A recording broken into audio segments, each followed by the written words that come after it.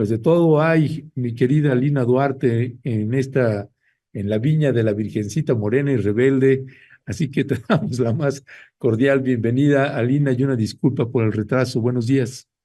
Hola, ¿qué tal, querido Ernesto? Pues, ¿cómo estás? Yo aquí feliz de estar contigo esta mañana de lunes. No, muchas gracias, Alina, por darnos un tiempecito. Sabemos que ahora estás bien ajetreada de chamba. Así nos pasa luego ya con la Mariana, que andan, ya de Mariana decimos, ya esta ya la perdimos, ya se la tragó por completo ahí la chamba. Este, Alina Duarte, acabas de regresar de Venezuela, una cobertura importante que hiciste allá y otra vez están pues estos polos, hablamos al inicio un poco del tema con el abogado David Peña y estos altos contrastes, Alina, los que defienden a ultranza a Nicolás Maduro y no aceptan una sola crítica, los que están en contra de Nicolás Maduro y es pues los grandes medios corporativos, el gran capital, el gran poder que sigue al acecho y antes fue Leopoldo Gómez y luego fue Guaidó y ahora está Corina Machado y cada elección o cada dos elecciones surge un personaje impulsado por el gobierno de los Estados Unidos. Alina Duarte, en esta balanza que intentamos colocar a la audiencia, que para que pueda tener los mayores elementos posibles, Alina, porque por un lado el tema está muy concentrado en por qué Nicolás Maduro y el gobierno no presentan las actas. Y todo es el tema de las actas y el fraude, no la injerencia de los Estados Unidos en el proceso electoral y otros demonios que están ahí permeando muy fuerte en Venezuela. ¿Cómo colocarle a la audiencia una justa dimensión del momento que se está viviendo en Venezuela, la importancia de este caso, Alina? Pues mira, yo partiría de decir que no hay una balanza en el tema de Venezuela desde hace 25 años. Hay una embestida mediática y una de las razones, o yo me atrevería a decir, la razón fundamental de esta embestida se llama Venezuela siendo la mayor reserva de petróleo del mundo. No solamente es petróleo, es gas, es litio, es muchos minerales y recursos que están fundamentalmente en el Orinoco y ahora, bueno, que también están en disputa con el Esequibo. Eso es Venezuela. Si no entendemos, ¿no? Eso yo creo que sí nos tendríamos que meter de lleno entonces si la democracia, la dictadura, etcétera, etcétera. Yo trato de hacer un recuento muy breve que nunca me da tiempo y nos basta, no nos basta, no nos da un programa ni dos, ni tres, ni cuatro para explicar cómo llegamos a un 2024. Lo que sí voy a decir es que hubo durante los 50, finales de los 50, un pacto muy similar al Pacto por México, que fue el Pacto de Punto Fijo, en donde Acción Democrática, COPEI, los principales partidos políticos hicieron una suerte de alianza en la cual pues se funda ese que fuera realmente un bipartidismo. Este se fue desgastando y se desmanteló con la era neoliberal, la gente tomó las calles, hubo un estallido social en febrero de 1989 que se conoce como el Caracazo y entonces quienes deciden tomar digamos, la situación en sus manos es un grupo de militares del movimiento Quinta República, que después sería un movimiento bolivariano encabezado por Hugo Chávez. Intentan dar un golpe de Estado en el 92, al final los encarcelan, los dejan en libertad, dado esta descomposición de la llamada clase política, y después se organizan para disputar de manera democrática a través de la vía electoral. Las urnas lo logran en el 98, llegan en el 99, hacen una gran asamblea constituyente, fundan una nueva constitución y empieza un nuevo proceso de reorganización popular. Las oligarquías no dudaron ni un segundo en que el camino no era por ahí, le intentan dar un golpe de Estado en el año 2002. Y del 2002, Ernesto, a la fecha, la historia ha sido la constante. El golpismo en contra de la revolución bolivariana ha sido algo sistemático.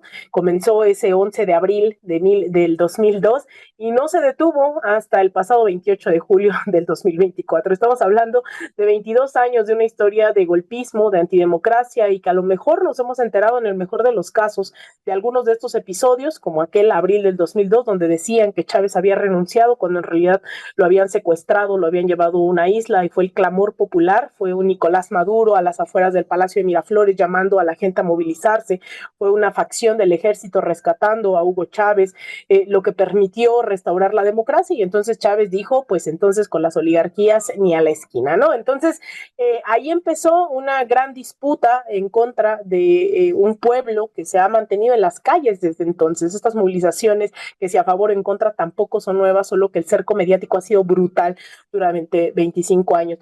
Después vinieron ya estos desconocimientos de las elecciones, tú decías antes fue Guaidó, bueno, en realidad ya reciclaron a María Corina Machado, porque María Corina Machado tiene una larga historia de golpismo en Venezuela, justamente apoyó ese golpe de Estado en contra de Chávez, no fue Guaidó el primero que se autojuramentó presidente en Venezuela en los últimos 25 años, fue Pedro Carmona Estanga en aquel abril del 2002 y María Corina Machado firmó esa declaración que se conoció como el decreto Carmona, asegurando, ¿no?, que pues se instalaba un nuevo gobierno y al final pues la gente les dijo aquí no. Después fue la misma María Corina Machado quien estuvo alebrestando a la gente a no reconocer los resultados en 2013 a la muerte de Hugo Chávez, en donde ganó incluso por menor puntaje que actualmente lo que hizo Nicolás Maduro, y llamaron a las calles y ahí empezaron una serie de disturbios, a quemar hospitales, los llamados CDI, Centro de Desarrollo Integral, y eso también te lo puedo contar, Ernesto, porque yo estuve también en esas elecciones del 2003 en Venezuela.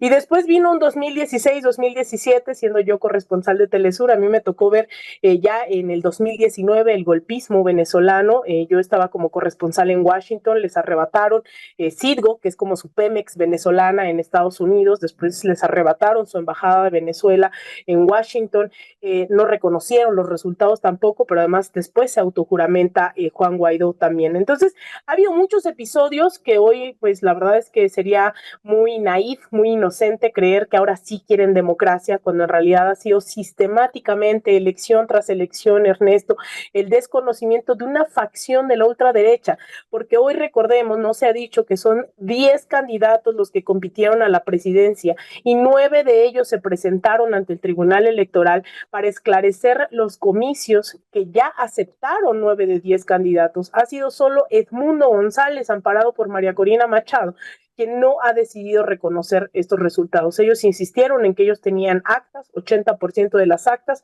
que ahora que las difundieron resultan que eran firmas apócrifas, no eran los resultados de las propias mesas. Sin embargo, esto ha sido magnificado por los medios de comunicación.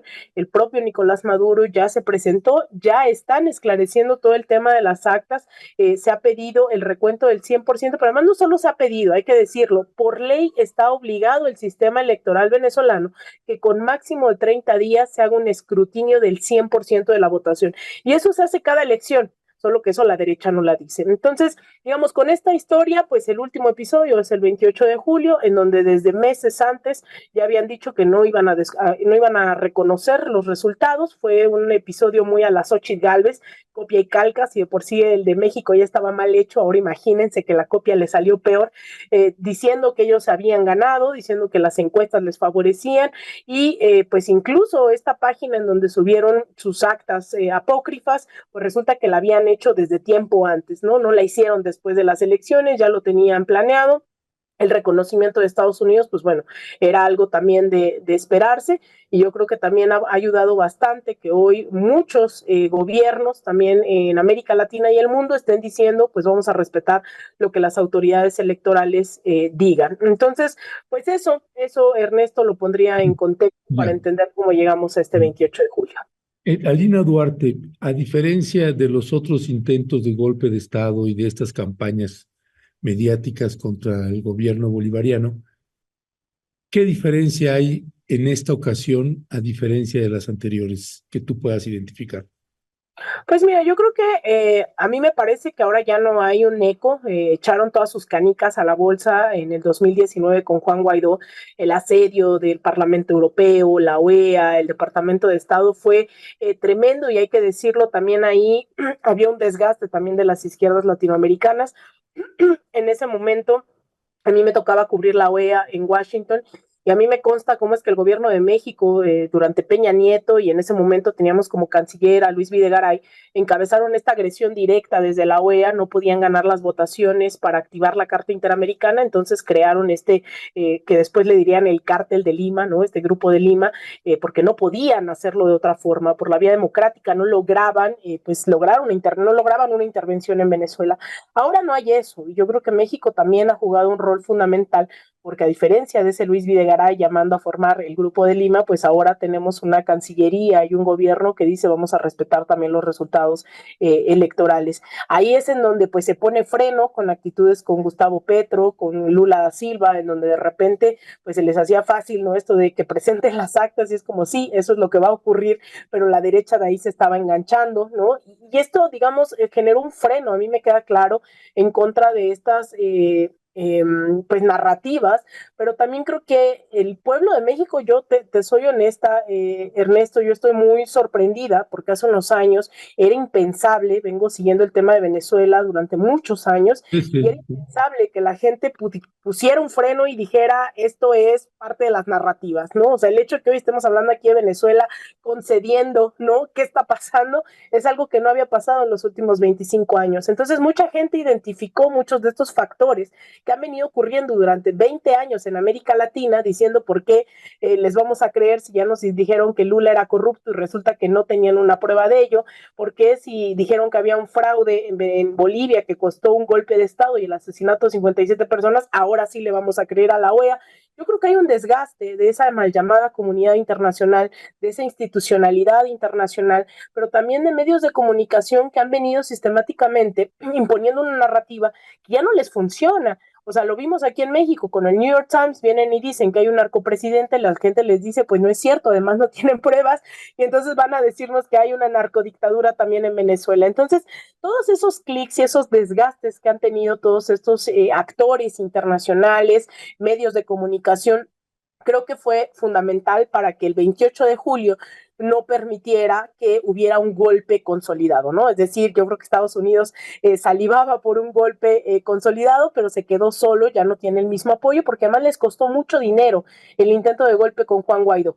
Les costó muchísimo, lo invirtieron todo y terminaron perdiendo, terminaron devolviéndole el oro a Venezuela, que le habían robado de la Gran Bretaña, terminaron descongelando las cuotas de la Reserva de Nueva York, terminaron litigando por el tema de Citgo que les habían robado. Entonces creo que también ahí ya a muchos ya no quisieron poner todas sus canicas en la bolsa, querido Ernesto. Ya, gracias, gracias, Alina. Alina, última pregunta, ya para dejarte ir a tus compromisos. En el tema de las actas, ¿qué es lo que la ciudadanía en México debería o debe saber con respecto del tema de las actas? Pues mira, Ernesto, primero decir que el sistema electoral venezolano, contrario a lo que dicen muchos de los medios de comunicación, es uno de los más seguros que hay en la región. Cuando decimos actas, no necesariamente estamos pensando en las actas que nosotros firmamos, pegamos afuera de la escuela o del lugar donde vamos a votar. Cuando la gente llega, primero se le identifica con su cédula, ¿no? Como aquí en México. Sin embargo, eso permite que después tengan que comprobar que se trata de ellos o de ellas a través de su huella dactilar. Esa huella permite activar la urna de votación, que es digital, ellos o ellas votan y después se emite un pequeño boleto, ¿no? Un voto físico y se ingresa en la urna. Entonces, al final de esa jornada, el acta es como un gran recibo de cuando vas al súper y te imprimen todo ahí. Bueno, ese es el acta diciéndote cuántos votos, los números, etcétera, etcétera, y se firman también digitalmente por parte de todos los que estuvieron ahí en la mesa directiva, por así decirlo en términos mexicanos, y después se corroboran esos datos con los papeles físicos que se encuentran en cada uno de los centros de votación.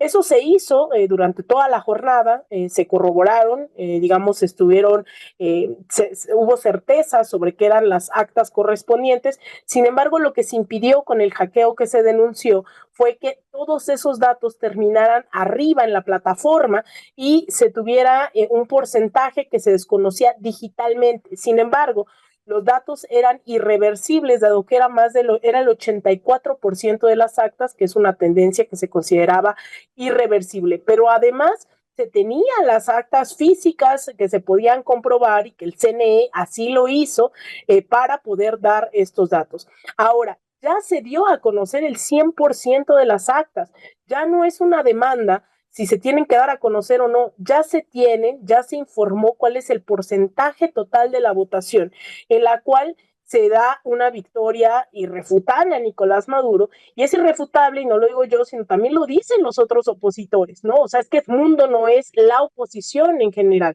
Son 9 candidatos los que ya reconocieron los resultados electorales y solo es Edmundo González, de la ultraderecha venezolana, quien decide no reconocerlos, pero eso ya se sabía que iba a ocurrir así. Entonces, eso ya se conoce, ya se sabe, las actas se pueden consultar y a los 30 días el sistema electoral está obligado a hacer un escrutinio del 100% de las actas. Eso es por ley y se ha venido haciendo en los procesos electorales que se instauraron, tengo entendido, desde el 2013, con esta diferencia mínima de votos entre Enrique Capriles y Nicolás Maduro, queda establecido en la ley que se va a hacer un escrutinio del 100%. Entonces, eso lo vamos a ver, van a estar ahí los resultados, ya están ahí los resultados, y lo que está generando ruido en realidad son el 80% de actas que dice la oposición tener, la cual le da la victoria a Edmundo González, y resulta que suben a su página esas actas y todas las firmas son apócrifas, los datos son incorrectos o incluso no se llega al 80% de las actas que ellos decían tener. Primero dijeron que eran 80, luego el 73, luego otra vez el 80, entonces ellos son los que están jugando con esas cifras, pero esas son las cifras que vienen, ¿no? En la agencia, en AP, en Reuters, en todos los medios de comunicación, pero las actas ya están, ya se dio el 100%, hace 2 días atrás se dio a conocer ya el 100% de las actas,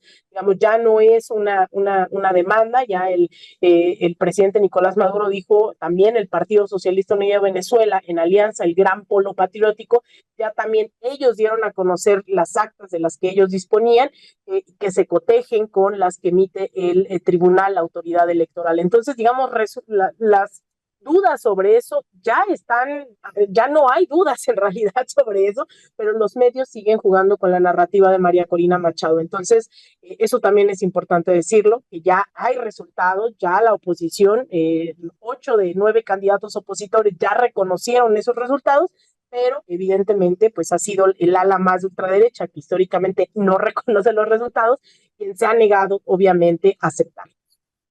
Ya, pues está usted escuchando a Alina Duarte, extraordinaria periodista, un trabajo impecable que ha estado haciendo también en Venezuela y fuera de Venezuela, en el trabajo que hace luego en los recorridos que le toca hacer por el continente americano, incluyendo también el Caribe, como Cuba, por poner un ejemplo.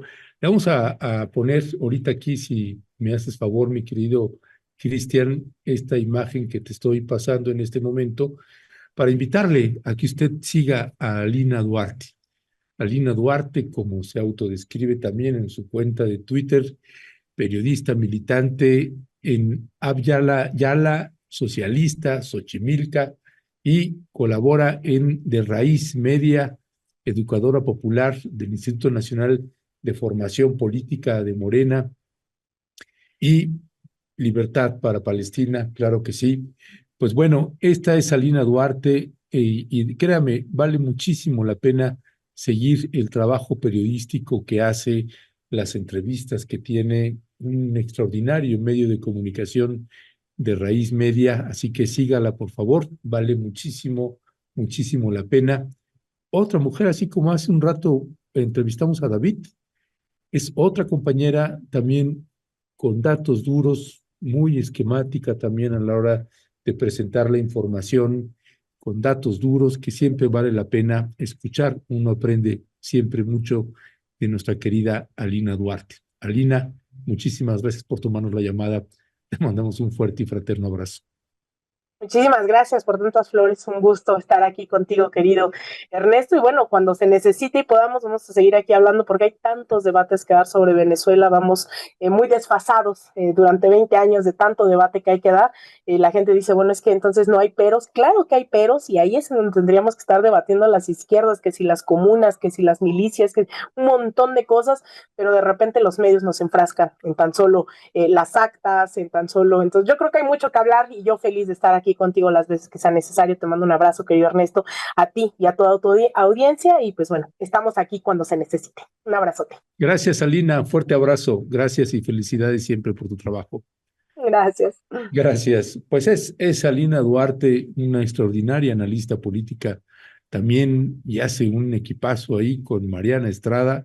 Es todo un Dream Team ahí que tienen en el Instituto Nacional de Formación Política. Esta es la corriente de izquierda que incluso se tiene que dar sus llegues a veces con la gente que está en Morena, que es más del centro, o incluso algunos personajes que llegan a ser candidatos o candidatas que son de derecha y que les toca lidiar. También hay una corriente ahí de abajo que también lucha, que hace una batalla y que hay que entender también pues las instituciones, hay que entender las organizaciones y estos debates políticos que se dan y que siempre hace falta esa otra corriente que esté ahí como ladilla una y otra vez pegándole a las nomenclaturas que intentan controlar partidos y otras cosas más. En fin, pues le queremos agradecer mucho que nos haya acompañado en esta emisión.